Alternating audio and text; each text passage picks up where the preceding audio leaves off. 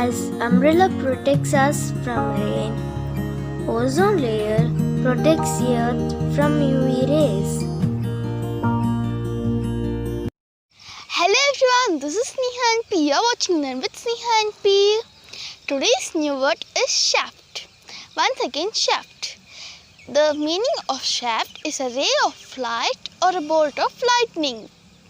So let's get into today's video. World Ozone Day is observed annually on 16 September every year. In the year 1994, the United Nations General Assembly proclaimed 16 September as International Day of Preservation of Ozone Layer. This designation was made in December 19, 2000, commemoration of the date in 1987. Ozone is a gas which is made up of 3 oxygen atoms, O3.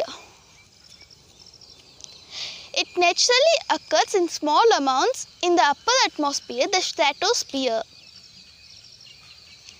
Ozone protects Earth from the sun's ultraviolet or UV radiation. Earth without ozone is like a house without a roof. Save ozone layer, save Earth. So if you like this video, please like, share, subscribe. Thanks for watching.